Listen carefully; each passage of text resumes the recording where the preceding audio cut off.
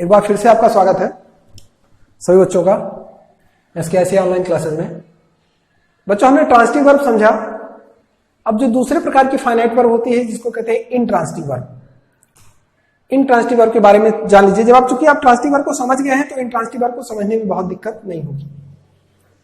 Intransitive verb मतलब हिंदी में कर्मक क्रिया, ऐसी क्रियाएं जिन्हें वाक्य के अर्थ को पूरा करने के लिए ऑब्जेक्ट की आवश्यकता नहीं पड़ती है, इंट्रांजिटिव वर्ब कहलाती है। कहने का मतलब यह है कि अगर एक सब्जेक्ट और एक वर्ब लिख दिया गया है और उसमें किसी अन्य ऑब्जेक्ट की आवश्यकता नहीं है और वाक्य का अर्थ पूरा हो गया तो वो क्रिया इंट्रांजिटिव हो जाएगी, उसमें किसी ऑब्जेक्ट की आवश्यकता नहीं है। हमने 4 एग्जांपल लिखे हैं और जो सबसे महत्वपूर्ण जो पहचान है इंट्रांजिटिव वर्ब की, इंट्रांजिटिव वर्ब कभी व्हाट और whom का जवाब नहीं देती हैं। इंट्रांजिटिव वर्ब व्हाट और whom का जवाब नहीं देती है। जवाब किसका देती हैं? when, where, how much। बाकी अन्य जितने भी क्वेश्चन हैं इन सभी का जवाब देंगे इंट्रांजिटिव वर्ब, लेकिन व्हाट और whom का जवाब नहीं देती हैं। अब देखिए, आई स्लेप्ट, मैं सो गया, ये सब्जेक्ट हो गया। कौन सो गया? मैं सो गया। हु का जवाब आई ने दिया, आई सब्जेक्ट हो गया। क्रिया हुई सोने की, मैं सो गया। वाक्य यहां पूरा हो गया। अभी जो सो गया है, मैं सो गया, तो क्या सो गया में क्रिया में क्या प्रश्न लगा के करिए कोई जवाब मिलेगा? लॉजिकल लगता है? बिल्कुल नहीं लगेगा। मैं सो गया तो क्या सो गया, इसका कोई उत्तर नहीं हो सकता है। किसको सो गया, इसका भी कोई उत्तर नहीं हो सकता है। हाँ, कब सो गया, कहां सो गया, कैसे सो गया, when, where, how का उत्तर ये क्रिया दे सकती है, व्हाट और whom का उत्तर नहीं दे सकती है। तो ये क्रिया अपने आप में सेंटेंस पूरा करने के लिए पर्याप्त है। हाँ, अगर बताना है कि मैं सो गया, कहां सो गया, तो यहां आगे लिखना पड़ेगा इन बेडरूम।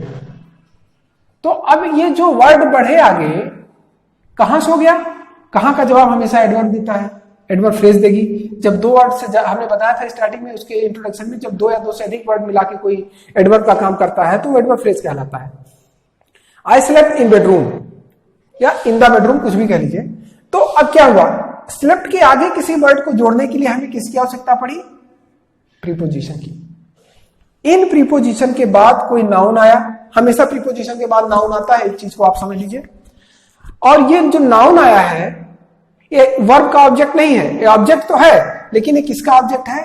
प्रीपोजिशन का ऑब्जेक्ट है। इस प्रीपोजिशन का ऑब्जेक्ट है, प्रीपोजिशन प्लस ऑब्जेक्ट। ये वर्ब का ऑब्जेक्ट नहीं है। इसने क्या जवाब दिया? आई स्लेप्ट इन बेडरूम, मैं बेडरूम में सोया। तो यहां भी वाक्य पूरा हो सकता था, लेकिन चूंकि हमें कहां का उत्तर लेना है तो हमें वाक्य को बढ़ाना पड़ेगा प्रीपोजिशन के सहारे। ही इज गोइंग, वो जा रहा है, जा रहा है। अब इसका जवाब क्या या किसको नहीं दे सकता है। ये वाक्य अपने आप में चाहे तो पूरा है, कंप्लीट है, वह जा रहा है। हाँ, अगर इसमें प्रश्न करेंगे वह कब जा रहा है, कहां जा रहा है, कैसे जा रहा है, तो भले इस वाक्य को थोड़ा बढ़ाया जा सकता है, लेकिन इसमें व्हाट और whom का रिप्लाई नहीं मिलेगा। क्या जा रहा है, किसको जा रहा है, ये कतई आपको नहीं पता चलेगा। ही इज गोइंग। अगर लिखना है स्कूल जा रहा है, कहां जा रहा है, तो he is going to school.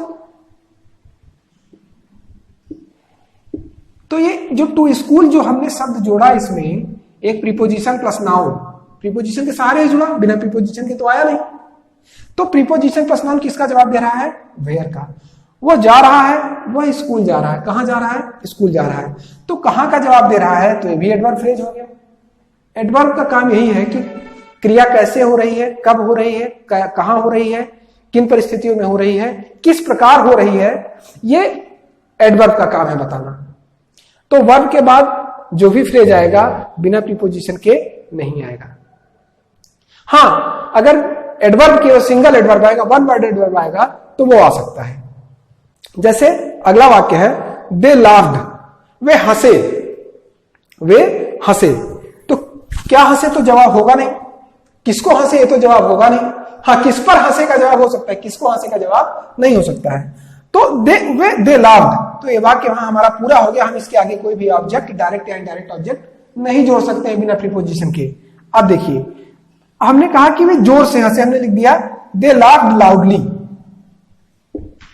तो ये लाउडली है ना, ये ऑब्जेक्ट नहीं है, ये क्या है, एडवर्ब है। वह कैसे हंसे, हाउ, कैसे हंसे, जोर से हंसे।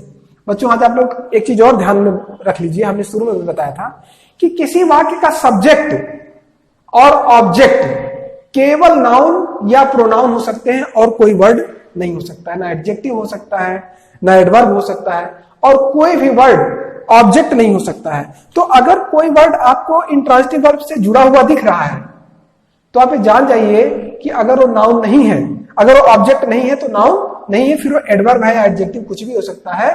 अगर इंट्रांजिटिव वर्ब है तो यहां कतई नाउन नहीं हो सकता है। वे हंसे, कैसे हंसे, हाउ, ये हाउ का जवाब देता है। कैसे हंसे, बहुत तेज हंसे, लाउडली। तो ये लाउडली क्या है, कार्य का मैनर बता रहा है, कार्य की विधि बता रहा है, तो ये एडवर्ब हो गया। जब हम एडजेक्टिव एडवर्ब पढ़ेंगे तो आपको और डिटेल से बताया जाएगा। अभी आप यहां समझ लीजिए कि अगर किसी वर्ड के बाद कोई वर्ड डायरेक्ट जुड़ा हुआ है और तो एडवर्ब या एडजेक्टिव होगा, नाउन कतई नहीं होगा जब तक वो ट्रांजिटिव वर्ब ना हो। चूंकि हम जान रहे हैं इंट्रांजिटिव वर्ब है, व्हाट या हुम का जवाब नहीं दे रहा है, तो इसके बाद केवल एडवर्ब ही जुड़ सकता है जो हाउ, व्हेन, वेयर का जवाब दे। दे लाफ्ड लाउडली, वे तेजी से हंसे।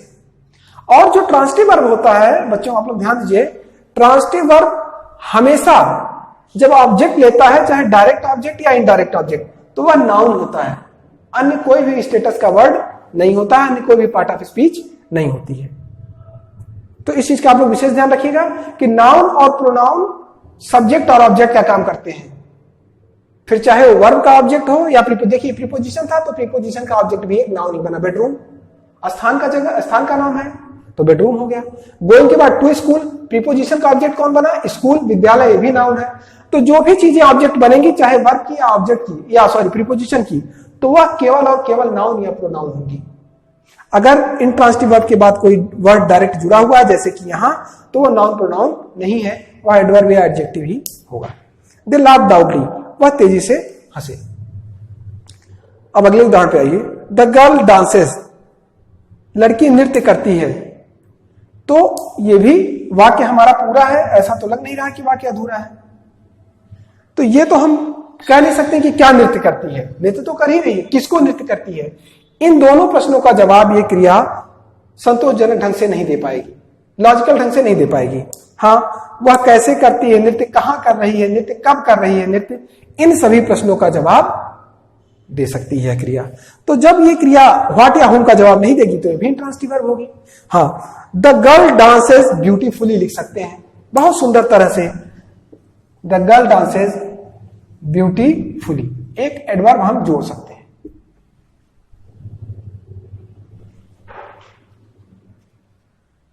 लड़की कैसा नृत्य करती है, बहुत ही सुंदर तरह से, बहुत ही ब्यूटीफुली, नाइसली, कुछ भी लिख सकते हैं।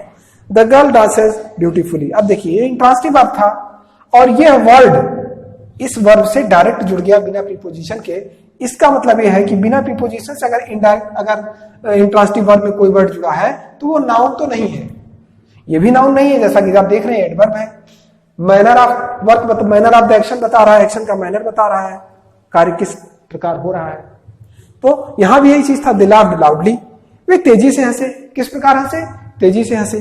किस प्रकार नृत्य किया, ब्यूटीफुली डांस किया, बहुत ही सुंदर तरीके से उसने डांस किया। तो आपने क्या समझा कि जो ट्रांजिटिव वर्ब होती है वह डायरेक्ट ऑब्जेक्ट ले लेती है। इंट्रांजिटिव वर्ब या तो प्रीपोजिशन के साथ ऑब्जेक्ट लेती है या डायरेक्ट एडवर्ब लेती है, एडजेक्टिव लेती है, और कुछ भी नहीं लेती है। थैंक यू बच्चों।